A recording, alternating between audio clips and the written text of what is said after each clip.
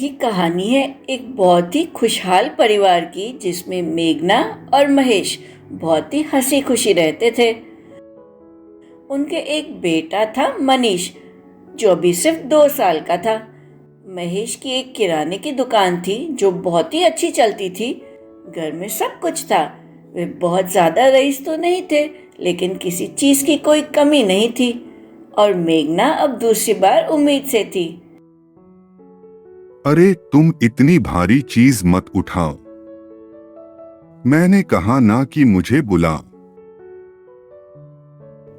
महेश मेघना का बहुत अच्छा ख्याल रखता था और मेघना थी भी बहुत ही प्यारी। घर के कामकाज में निपुण, सुंदर, समझदार, हाई स्कूल तक पढ़ी लिखी और बहुत ही कम बोलने वाली। सुनते हो जी? आज शाम वापस आते वक्त सोनोग्राफी की रिपोर्ट लेते आना। 8 बजे डॉक्टर के साथ अपॉइंटमेंट है। हाँ मुझे याद है, मैं लेता आऊंगा। रात को डॉक्टर के केबिन में सब कुछ ठीक है, चिंता की कोई बात नहीं, सिर्फ खाने का अच्छा ख्याल रखिएगा। डॉक्टर साहब, क्या बताएंगे कि लड़का होने वाला है या लड़की? हाँ बिल्कुल, इसके पैदा होते ही सबसे पहले आपको बताएंगे। महेश ने तो पूरी कोशिश की पूछने की, लेकिन डॉक्टर ने भी बिना डांटे बड़ी अच्छी तरह से इनकार कर दिया बताना। ये जानना कानूनी तौर पे गलत जो है। लेकिन मेघना को बड़ी चिंता सताए जा रही थी। महेश बहुत ही गुस्से वाला इंसान था और उसकी बहुत इच्छा थी कि लड़का हो। अगर मेघना थोड़ा भी लड़की के बारे में बात करती तो महेश भड़क उठता।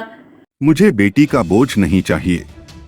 कितनी भी सुंदर हो, कितनी भी काबिल हो, है तो बोझ ही। कमाया हुआ लेके जाएगी किसी और के घर और हमेशा सर झुकाएगी। बेटियों को बहुत संभालना पड़ता है। आज के माहौल में कहीं अकेले जाने भी नहीं दे सकते। कैसे संभालेंगे? बेटी होने से तो औलाद का नहीं होना बेहतर है। मेघना बहुत सहम जाती और कुछ कह नहीं पाती और प्रार्थना करती रहती कि बेटा ही हो, क्योंकि नहीं तो घर में बहुत सारी समस्याएं आ जाती। खैर 9 महीने बड़ी आराम से गुजर गए और मेघना ने एक बहुत ही सुंदर लड़की को जन्म दिया। ऐसी प्यारी सूरत को देखकर मेघना को रोना ही आ गया। उसे अपनी बेटी को देख बहुत खुशी हुई। लेकिन ये क्या, महेश तो उससे मिलने भी नहीं आया, अपनी बेटी को देखने भी नहीं आया। कुछ एक दिन हॉस्पिटल में रहने के बाद मेघना घर आ गई और उसने अपनी बेटी का नाम मालती रखा। पहले 1-2 महीने तो बीत गए मालती का ख्याल रखने में और मेघना को किसी और चीज का कोई ख्याल ही नहीं रहा। लेकिन जैसे जैसे वक्त गुजरता गया वैसे वैसे महेश की नाराजगी बढ़ती गई। वो मालती को कभी गोद में भी नहीं उठाता, उसकी तरफ देखता भी नहीं और जब देखो ताने कसता रहता। ऐसे हालात के होते मेघना बड़ी बीमार रहने लगी। उससे अपनी बेटी की चिंता बहुत सताती रहती। इसके बावजूद कि मालती बहुत ही होशियार और होनहार थी, वो बड़ी जल्दी बहुत कुछ सीख गई थी। पढ़ाई में भी अच्छी थी और घर में भी माँ का बहुत हाथ बताती। मालती बहुत जल्दी बहुत कुछ सीख गई थी। 18 साल बीत चुके हैं। मनीष और मालती दोनों ही बड़े हो गए हैं। मनीष पास के ही लोकल कॉलेज में बीकॉम की पढ़ाई कर रहा है और मेघना 12वीं साइंस में मेरिट में आई है। उसको आईआईटी कानपुर में कंप्यूटर साइंस इंजीनियरिंग की सीट बड़ी आसानी से मिल जाएगी। मेघना महेश से उसी बारे में बात कर रही है। पूरे साल की 1 लाख फीस है। इंजीनियरिंग करेगी तो हमारा ही नाम रोशन करेगी। मैं उसे हॉस्टल में जाकर रहने नहीं दूंगा। इतनी खराब हवा चल रही है और पढ़ लिख जाएगी तो लड़का मिलना मुश्किल हो जाएगा। कोई जरूरत नहीं है आगे पढ़ने की। मेरे पास इतने पैसे नहीं हैं बर्बाद करने के लिए। पिताजी, मैं अपनी बाइक से बहुत बोर हो गया हूँ, मुझे एक कार चाहिए। तो इसमें इतना परेशान होने वाली क्या बात है? कल ही ले आते हैं। बेटी की पढ़ाई के लिए पैसे बिल्कुल नहीं हैं, लेकिन बेटा अय्याशी करे उसके लिए बहुत पैसे हैं। मालती को बड़ा गुस्सा आता है ये सुनकर, लेकिन वो गुस्से का घूंट पीकर हमेशा की तरह चुप रह जाती है। और अगले दिन मालती के मेरिट में आने की बधाई देने गांव के मुखिया जी आए हैं। मुखिया जी गांव के सिर्फ मुखिया जी ही नहीं, गांव के सबसे रईस और बहुत ही प्रगतिशील इंसान हैं। बहुत बधाई हो, तुम्हारी बेटी ने तो हम सबका कद ऊंचा कर दिया है। पूरे राज्य में 5वें नंबर पर आई है। जी ठीक है, अच्छे नंबर आए हैं। तो आगे का क्या सोचा है? कानपुर शहर तो पास ही है, IIT में बड़ी आसानी से सीट मिल जाएगी। मुखिया जी आपका बहुत धन्यवाद। हम अभी सोच रहे हैं कि क्या करना है। कोई बात नहीं, मैं इनाम की बात करने आया था। पंचायत ने मेरिट में आने वाले को 5 लाख का इनाम देने का सोचा है। इनाम के पैसे से हम मालती की फीस भरना चाहेंगे। मुखिया जी, कहाँ बेटी को अकेले जाने देंगे? बड़े शहर में कैसे रहेगी? IIT के छात्रावास बहुत ही अच्छे और सुरक्षित हैं। मेरे बहन की बेटी IIT कानपुर में पढ़ती है, कोई दिक्कत नहीं। मुखिया जी की बातें सुनकर मालती और मेघना के चेहरे पर जैसे रौनक आ जाती है। और क्योंकि महेश को कोई पैसे नहीं देने पड़ेंगे, उसने मालती को रोका नहीं। मालती को IIT कानपुर में सीट मिल जाती है और वह पढ़ाई करने चली जाती है। यहाँ मनीष ने अंतिम वर्ष तक पढ़ाई नहीं की और बीच में ही पढ़ाई छोड़ दी। उसे तो वैसे भी पिता की दुकान पे ही बैठना था, उसे कौन सी नौकरी करनी थी। मनीष रोज दोस्तों के साथ घूमता फिरता और रात को शराब पी के घर आता। मेघना ने बहुत कोशिश की अपने बेटे को समझाने की, लेकिन महेश उसे मनीष को कुछ कहने ही नहीं देता। तो क्या हो गया? उसकी उम्र है खेलने कूदने की, जिंदगी पड़ी है काम करने के लिए। देखते ही देखते वक्त के साथ मनीष पूरा शराबी बन गया था। इस वजह से उसकी सेहत भी खराब होने लगी थी। मनीष सिर्फ 23 साल का होके भी बड़ी जल्दी थक जाता और ज्यादा कुछ नहीं कर पाता। लेकिन यहाँ मालती ने जी तोड़ मेहनत की। उसके मन में कुछ कर दिखाने का जुनून था। उसे अपनी माँ के चेहरे पे खुशी देखने का मन था और अपने पिता के तानों का जवाब देना था। और क्या, फाइनल ईयर की प्लेसमेंट में उसे अमेरिका में एक बहुत ही बड़ी कंपनी में 1 करोड़ की नौकरी लगी। उसे इस नौकरी के लिए अमेरिका जाने का ऑफर मिला। इस बात की घर में अनबन तो हुई, लेकिन आखिरकार मालती अमेरिका चल ही गई। इसी तरह और 2 साल गुजर चुके हैं। मनीष बहुत ही निकम्मा हो चुका था। वो न पिता के साथ दुकान पे बैठता और ना ही माँ या पिता को किसी बात में मदद करता।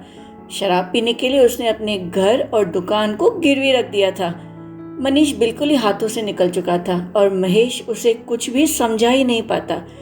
यहाँ तक कि कोई रिश्ता भी नहीं आ रहा था उसके लिए। हालत बहुत ही खराब हो गई। जो भी पैसा आता सब मनीष उड़ा देता। मालती भी पैसे भेजती थी, लेकिन मनीष का पेट तो भरता ही नहीं।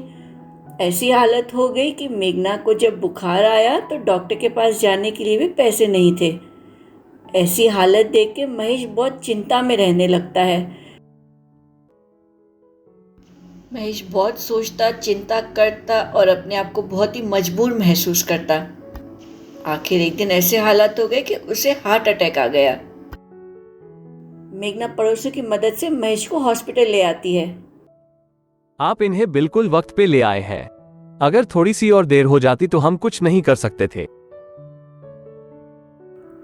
महेश की जान तो बच गई, लेकिन जितने भी दिन महेश हॉस्पिटल में था, मनीष उसे मिलने भी नहीं आया। कहीं शराब पी के पड़ा रहता और जब नशे में नहीं होता तो अपनी कमज़ोर सेहत की वजह से कुछ नहीं कर पाता। अपने पिता की हालत के बारे में सुनकर मालती अमेरिका से वापस आई थी। अपने पिता और भाई की ऐसी हालत देखकर उसे बहुत परेशानी हो रही थी। उसने वापस आकर अपने माता पिता और घर को संभाल लिया। पिताजी कुछ ही दिनों में ठीक होकर वापस घर आ गए। मालती का ऐसा सेवा भाव और जिम्मेदार स्वभाव देखकर उन्हें बहुत खुशी हो रही थी, लेकिन शर्मिंदगी भी हो रही थी। शर्मिंदगी यह सोचकर कि इतनी लायक बेटी की उसने कभी कदर नहीं की, उसके साथ कभी ठीक तरह से बात भी नहीं की, उसे हमेशा बोझ समझता रहा। मालती ने अपने घर का और अपने पिता की दुकान का कर्जा अदा कर दिया। उसे सेवा करते देख मनीष को अपनी नाकाबिलियत पे बहुत शर्मिंदगी हो रही थी। उसे एहसास हो रहा था अपनी गलतियों का। वो पूरी रात रोता रहा और उसने ठान ली अपनी जिंदगी सुधारने की। मालती अब कुछ ही दिनों में वापस अमेरिका जाने की तैयारी कर रही है। घर में काफी कुछ ठीक हो चुका है और आज सुबह सुबह उनके घर आए हैं मुखिया जी अपनी पत्नी और बेटे राहुल के साथ। मुखिया जी मालती का हाथ अपने बेटे राहुल के लिए मांगने आए हैं। महेश बाबू कैसे हो? तबीयत अब कैसी है? जी मुखिया जी, काफी ठीक हूँ। मुखिया जी को घर में बदलाव देखकर बहुत अच्छा लग रहा था। महेश बाबू, अब वक्त आ गया है मालती के हाथ पीले करने का।